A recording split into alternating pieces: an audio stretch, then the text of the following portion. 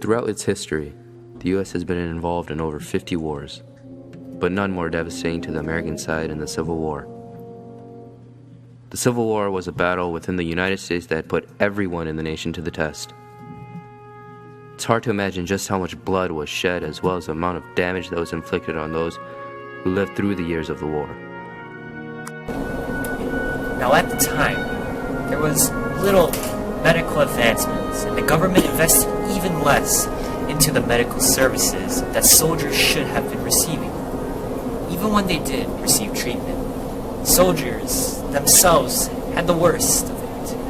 Officers did in fact have the upper hand, gaining first-hand care as well as the ability to have temporary leave and pay. It was unfair to the soldiers. There were ambulance wagons that weren't often used to carry the wounded back to the field hospitals.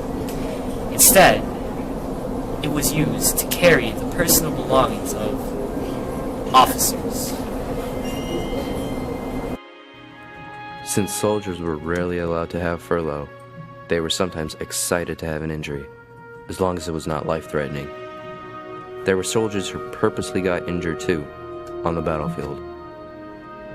Even then, upon examination, generally all soldiers were ordered back onto the battlefield. During the battle, these soldiers, they couldn't stop if they were hurt, okay? They didn't have backup. No, there were no doctors running with them as they fired at the enemy.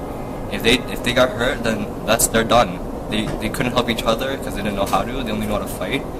So they were just left. Either you die, or you just wait till you get help. It would take hours before a doctor could be able to tend to a soldier, sometimes even days. Those who had injuries to the chest, head, or abdomen were unfortunately pushed aside for those with injuries not as severe. This saved precious time for doctors to help those with a higher chance of survival. Between May 1st and July 31st, there were roughly 37 bayonet wounds that were treated. At the time of the Civil War, many doctors did not have any specializations, nor did they have any previous experience with operations.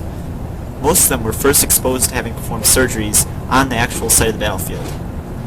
Of the 11,000 physicians in the North, only about 500 of them had performed surgery prior to the Civil War, while about 3,000 in the Confederacy, only about 27% of them performed surgery before the Civil War. The mini bullet was the most fatal ammunition during the Civil War. Most injuries inflicted to soldiers was caused by the bullet. Shattered bones, destroying muscles, tissues, and arteries that were beyond repair at the time. Primary amputations performed immediately after the trauma, had mortality rates of 28%. Amputations that occur after the trauma and pain have subsided, had mortality rates of 52%. Often, the closer an amputation was done to the body, the higher the mortality rates went up. An upper arm amputation, for example, the rate was about 24%, while a leg amputation was roughly 52%. Unfortunately, most soldiers were still awake during their operation. Anesthesia was not often used because it was still new to many doctors, and there was not enough chloroform at hand to use for all the wounded. Now most doctors turned to amputations to help their soldiers. It was so often used that doctors became quite skilled enough to perform an amputation in under 10 minutes.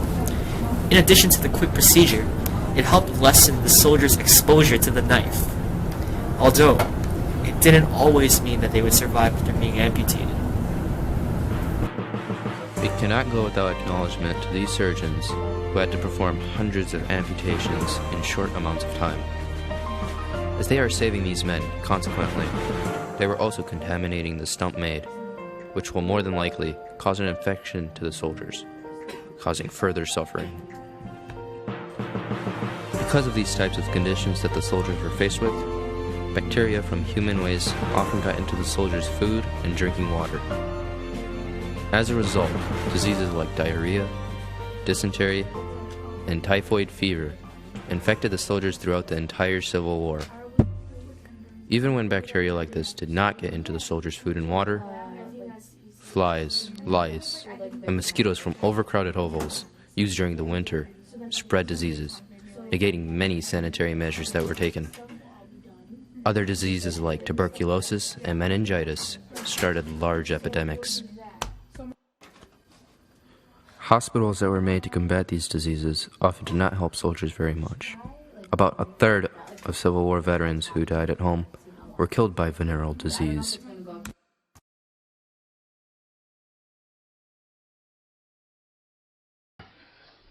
On passing through the hospital, what a heart-rending spectacle greets the eyes.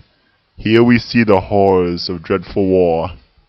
The weather is excessively hot, and flies swarm around the wounded, more numerous where the wound is severest.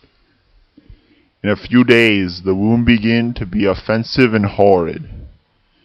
Nor can this be avoided unless a nurse were detailed for every man.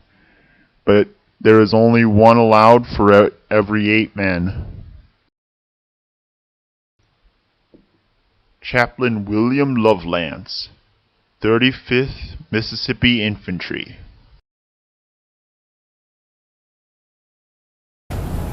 In hospitals, many dishes, sheets, toilets, and even dressings weren't cleaned until a certain number of patients had used them. This resulted in a spread of both diseases and infections. The conditions of the soldiers were as terrible as those in any other war. They suffered from unsanitary living quarters, lack of sufficient supplies, and in addition, unavoidable diseases. Men from both the North and the South suffered the most from diseases rather than battle.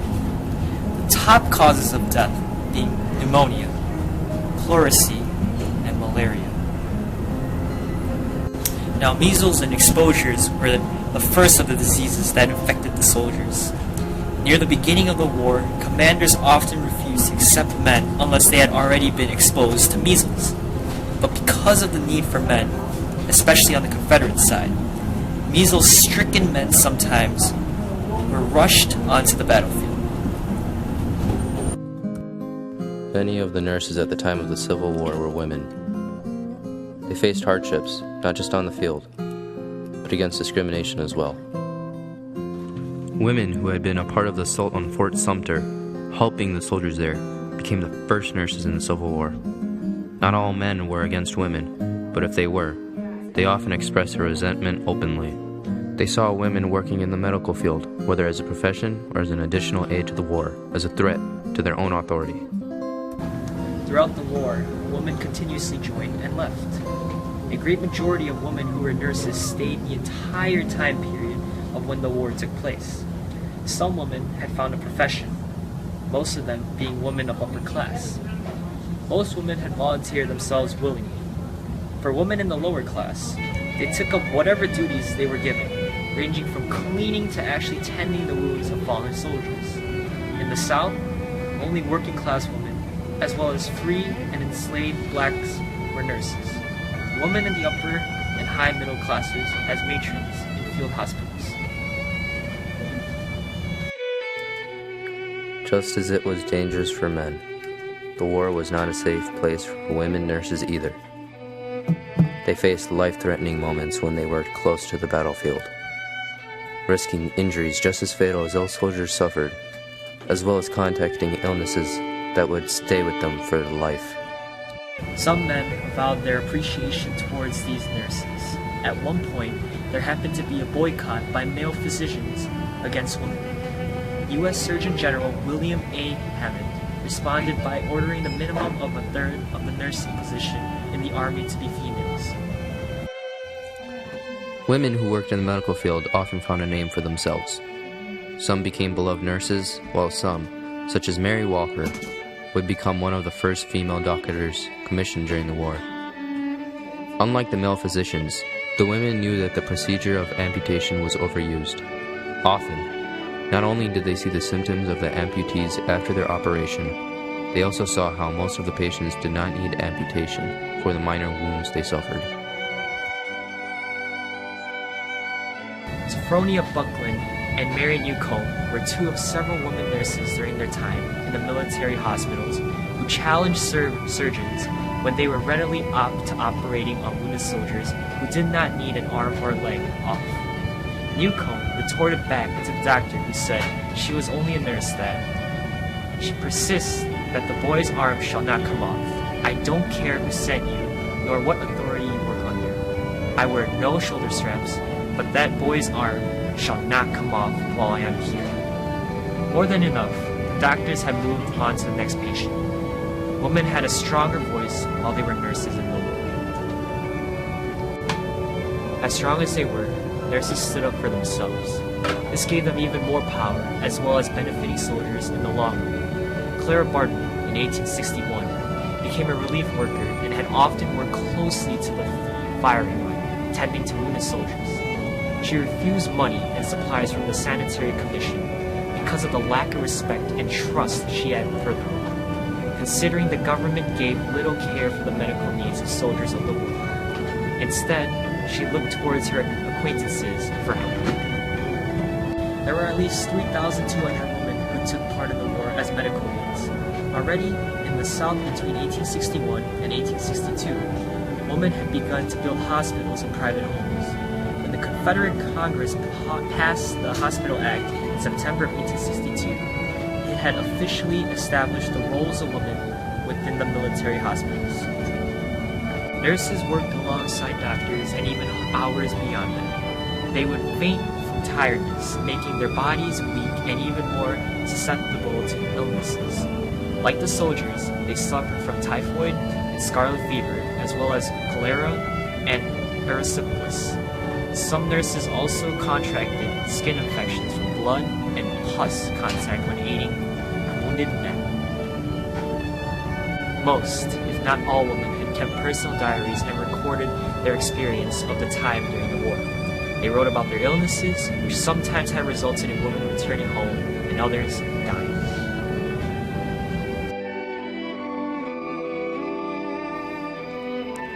Ulysses S. Grant had once said to a surgeon, "My God, man, Mother Bickerdike outranks everyone, even Legion.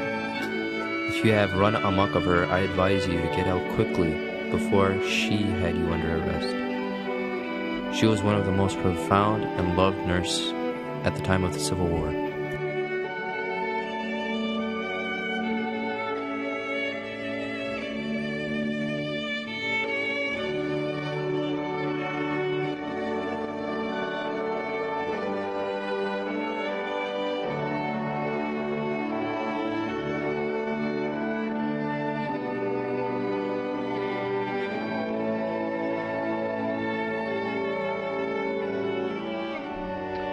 I would take butter, eggs, and crackers by the barrel, dried fish by the half kettle, and fresh meat by any quantity.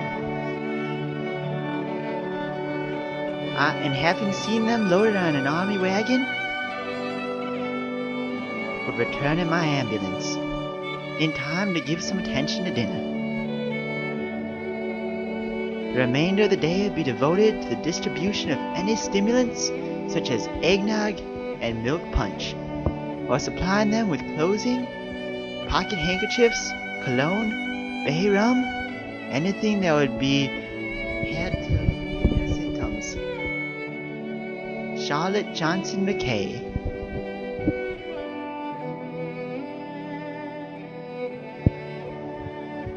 The Civil War was the war that involved the most American deaths in history. Medical treatment during this time proved futile for the most part, but this was a learning experience, making medicine what it is today.